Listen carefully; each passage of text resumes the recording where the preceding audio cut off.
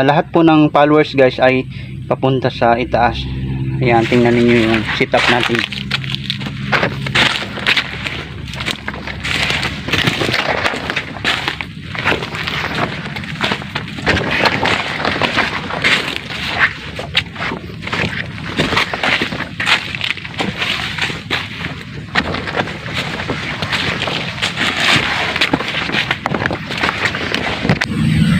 Ito yung setup guys na ipapakita natin sa inyo.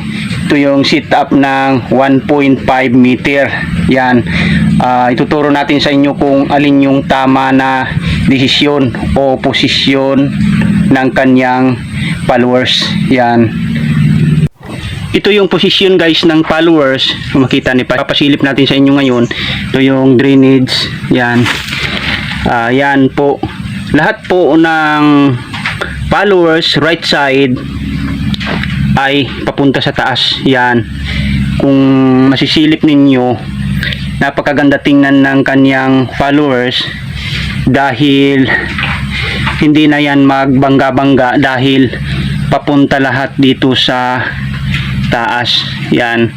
Lahat ng followers naman na tinanggal natin, linagay natin dyan sa gitna. Yan po yung setup. Yan yung followers. Ang ginagawa natin guys, yan, ay tinitirahan na lang natin ng isa, 1:1. Yan. Makikita ninyo, yan, lahat ng followers,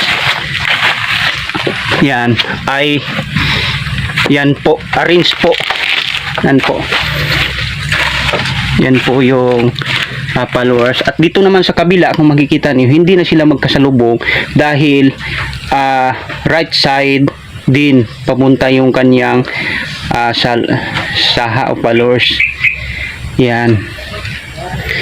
Pagdating ng mamumunga na yan at saka yung kanyang followers ay 4 to 6 o 7 to 9 mamumunga na rin, ay yung kanilang followers pwede nating i-arrange din parang tanim na bago.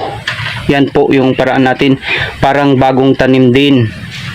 At saka yung followers pwede natin i-arrange lang yung isa kapapunta naman sa main canal, doon lahat ng followers, third followers. Yan po yung napakaganda ng setup.